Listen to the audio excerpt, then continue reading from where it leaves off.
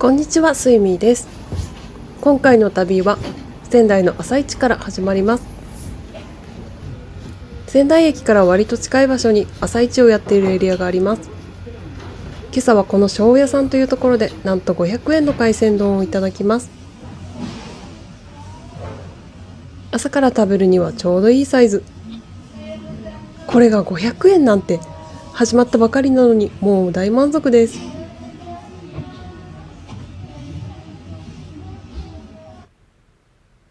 これからまたレンタカーを借りて宮城県の石巻市を目指します。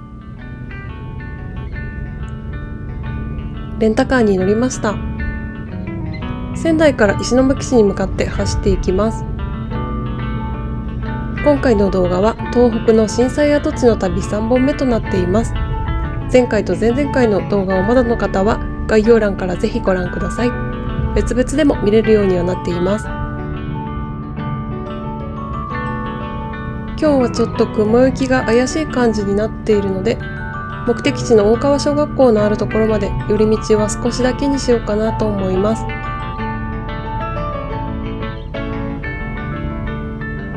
ちなみに大川小学校がある場所は石巻市の鎌谷というところなんですが、仙台からは約70キロぐらいあるので、休憩も入れて到着までだいたい2時間半くらいかなと思います。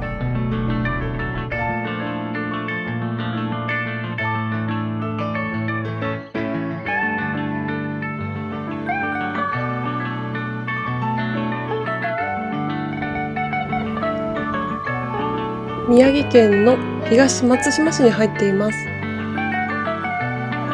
駐車スペースがあったのでちょっと休憩します。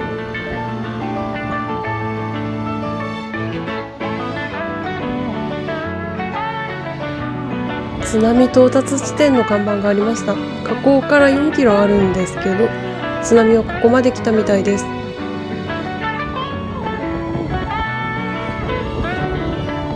約5メートル水位が上がったそうです。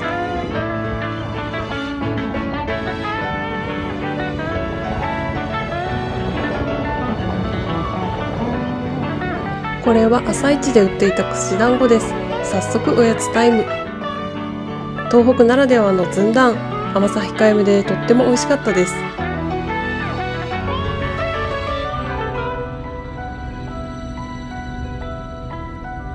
街並みが見えてきました。もうすぐ石巻の市街地です。お天気は相変わらずどんよりです。雨が降る予報なんですけど、どうにか持ちこたえてほしいですね。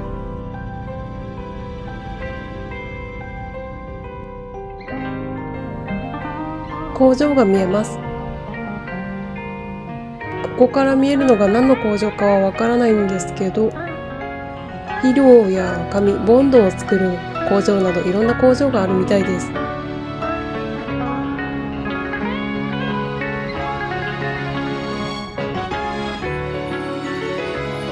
まもなく石巻市街です。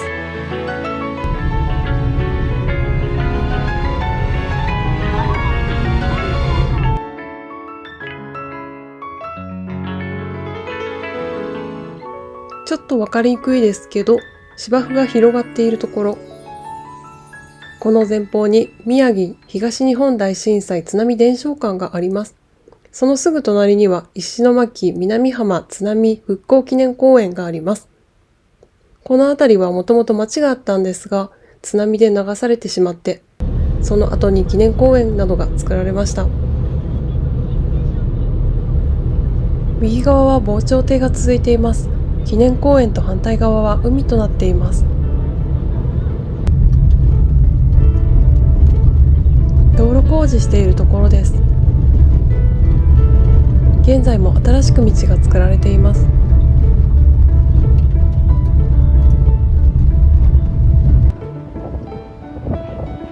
車を止めて少し寄り道です。石巻元気市場の周辺です。そしてここ宮城県は漫画家の石森章太郎の出生地として知られています。石森さんの描かれたキャラクターのオブジェなどをあちこちで見ることができます。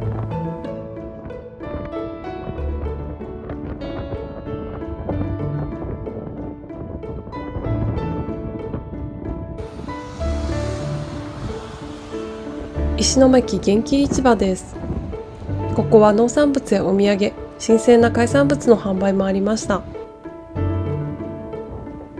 市場の裏の方に回ってみると川があります。旧北上川です。あの白いドームのような建物は石の森漫画館です。ツンダームにはまってしまって元気市場で大福などを買いました。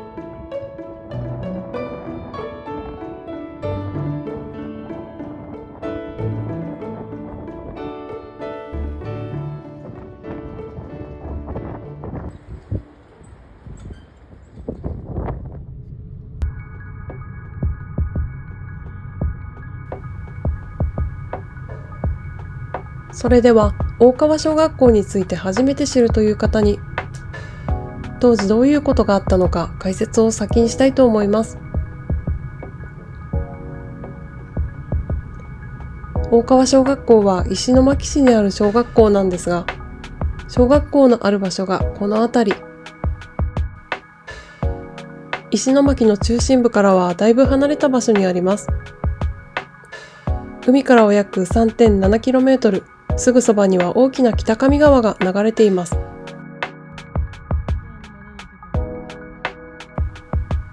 地震が発生したすぐ後に小学生の生徒たちと先生方は全員が校庭に一旦集合、避難しました。一部の生徒さんは保護者の方が迎えに来てそれぞれ避難しましたが、残った先生と生徒たちは次の避難場所へ避難するため校庭で待機していました。6メートルの津波が来るので高台に避難してくださいと防災無線が繰り返します。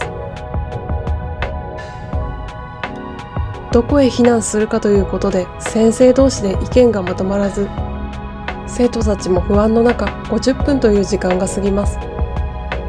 一刻を争う時間の中で次の行動がなかなか決まりませんでした。この間にも津波はどんどん迫ってきています。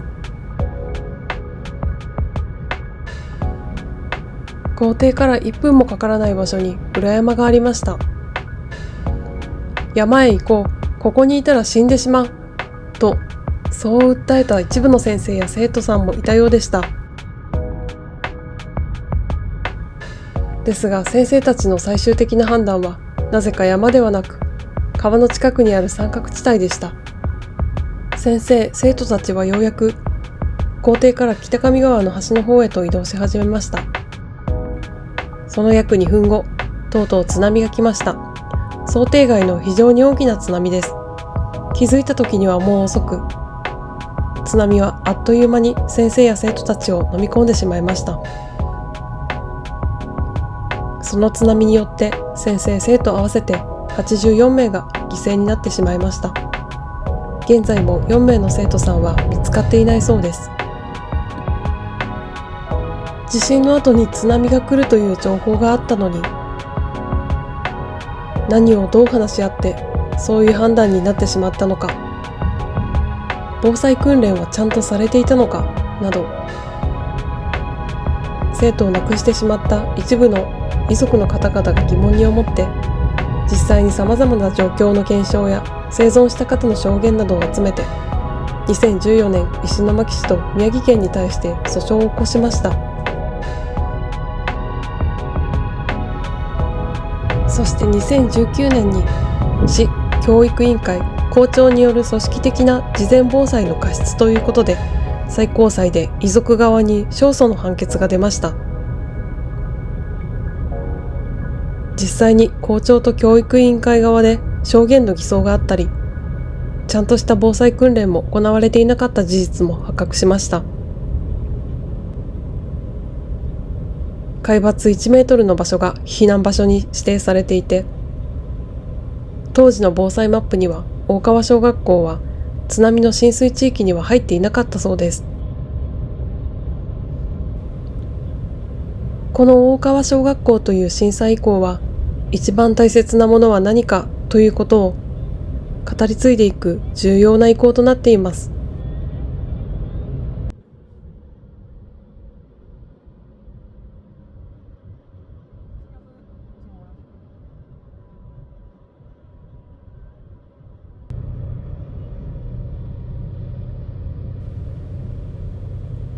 これが北上川です。川幅が広いです。すごく大きな川。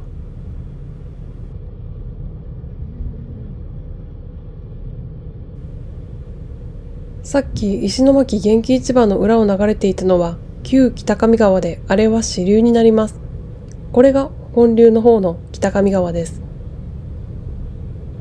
これから行く大川小学校のすぐ横、この川が流れています。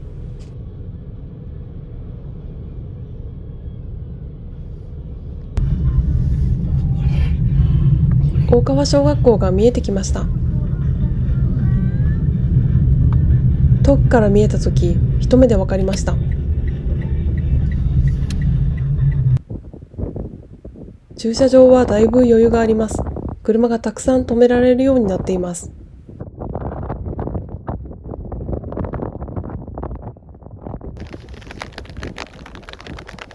着いた途端、雨が降ってきました。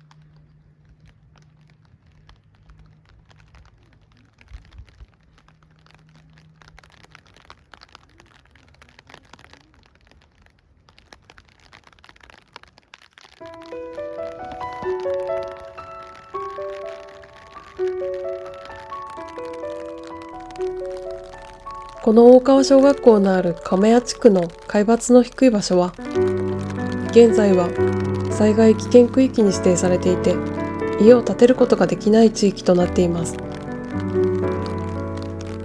裏山の方を見ると小さな立て札がありました。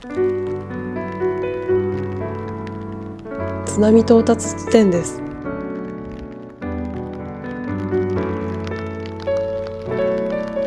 裏山に登りました。本当にすぐ登れる場所でした。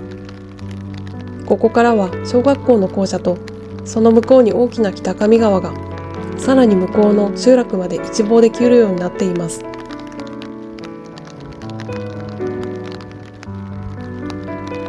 さっき見た津波到達地点の立て札が画面左下にあります。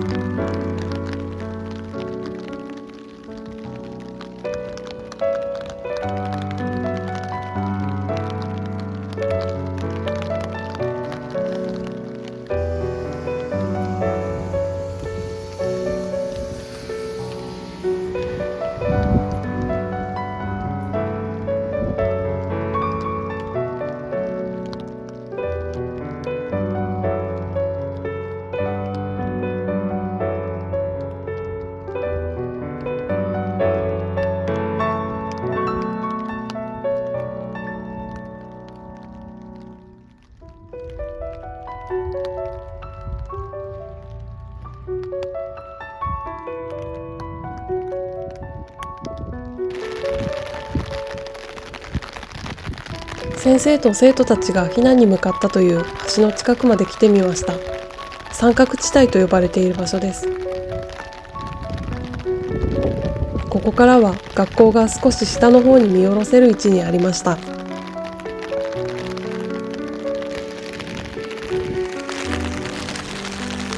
津波が到達したラインがありました。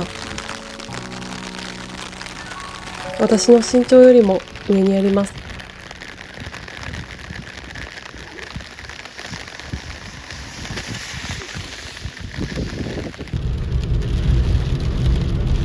大川小学校を後にします。小学校の反対側には伝承館があって、当時の状況などより分かりやすく展示されていました。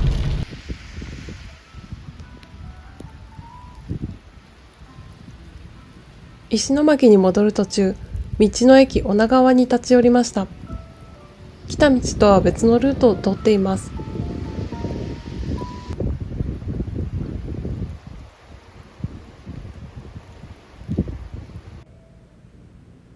マザーポートコーヒーさんで一休みです。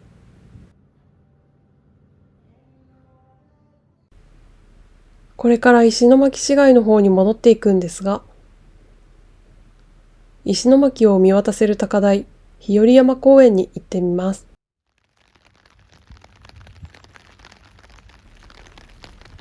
日和山公園です。さっきからずっと雨が降り続いてます。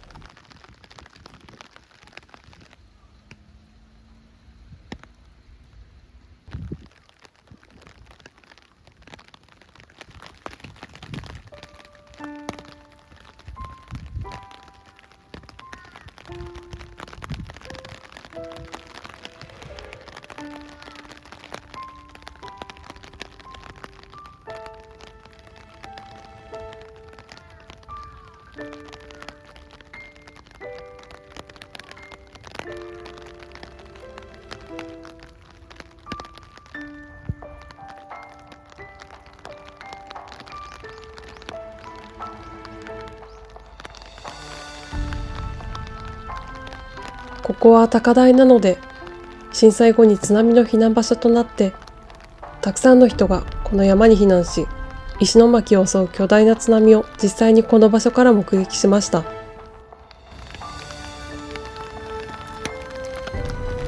震災以前の石巻の写真です。地形はほとんど同じですが、街の様子が全く変わってしまいました。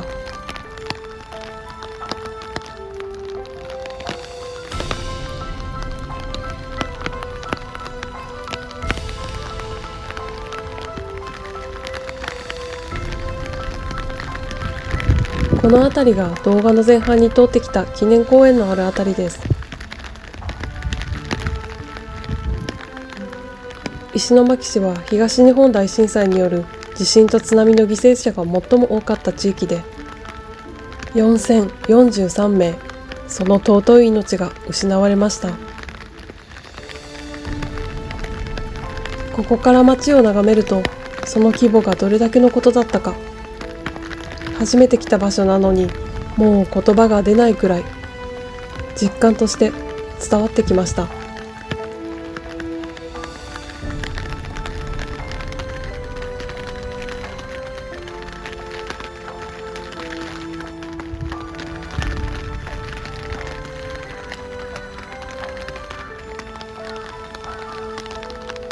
こちらの景色は石巻元気市場や石の森漫画館のある方角です。この12年という歳月でたくさんの人たちが少しずつこの石巻という町を復興させてきたんですね。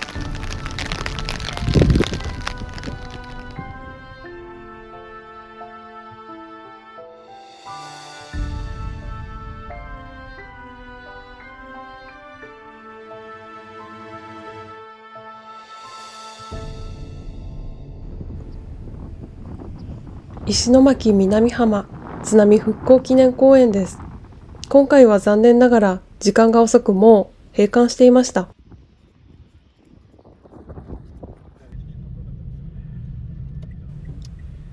雨が止んできました。一日が早いです。レンタカーの返却時間も近づいてきています。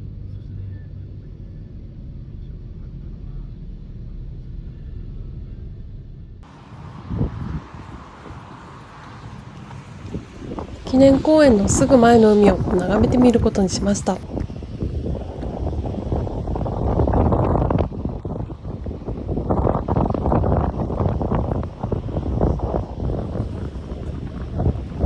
今回の旅最後の海の景色です。この海に向かって震災で犠牲になった方々へ手を合わさせていただきました。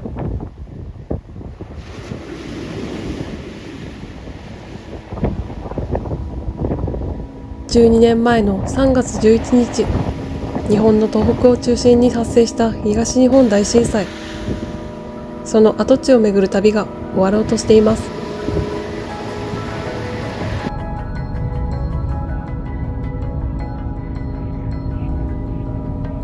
テレビやインターネットの情報で現地の状況を見聞きすることはたびたびありましたが、やっぱり実際にこの足でいろんなところへ行ってこの目で見て感じることができたのは本当に良かったです。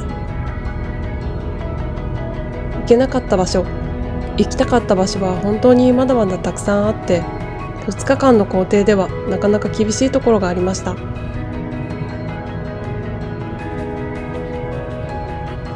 東北地方の津波が来た範囲も本当に広くて、ここ石巻から北の方も各地にいろんな震災関連の施設があったり、震災遺構があったり、語り部の活動をされている方々がたくさんいらっしゃいます。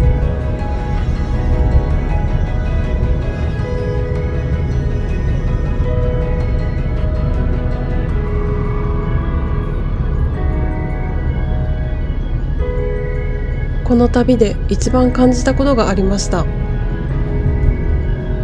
東日本大震災で本当に数多くの人命が犠牲になってしまったということ。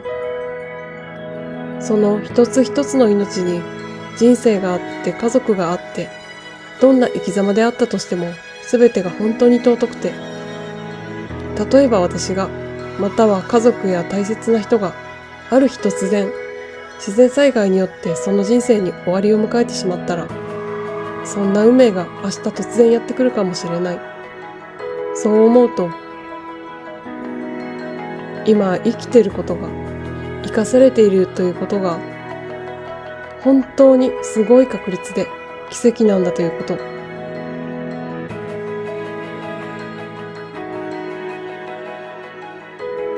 私の知人で実際に震災を体験した東北の方が話されていたことがあります。どこにいても、どういう状況でも、どんなに準備していても、ここなら助かると思っていても、その時のちょっとした判断が生死を分けてしまう。残念なことだけど、助からない時は助からない。また、たまたまここにいたから、こうしたから助かった。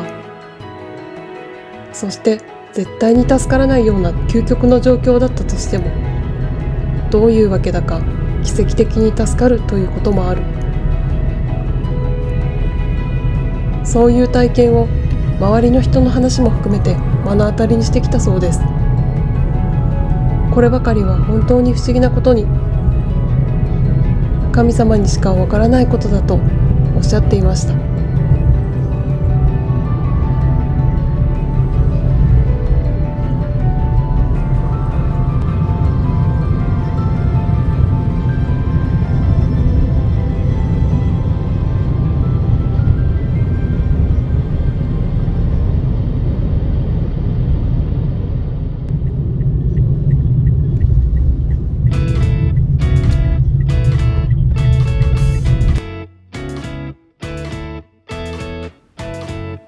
今回の動画はここまでとなります。と、その前に、石巻元気市場で買ったお寿司をいただきます。お昼ご飯の時間が取れなかったんで、閉店前にギリギリ寄ってきました。こちらです。ネタがものすごく新鮮でめちゃめちゃ美味しかったです。これはまたぜひリピートしたいやつです。この後のピンク色に染まった夕焼けが本当に綺麗で、しばらく見とれてしまいました。それではまた次回の動画もお楽しみに。最後までご視聴いただきましてありがとうございました。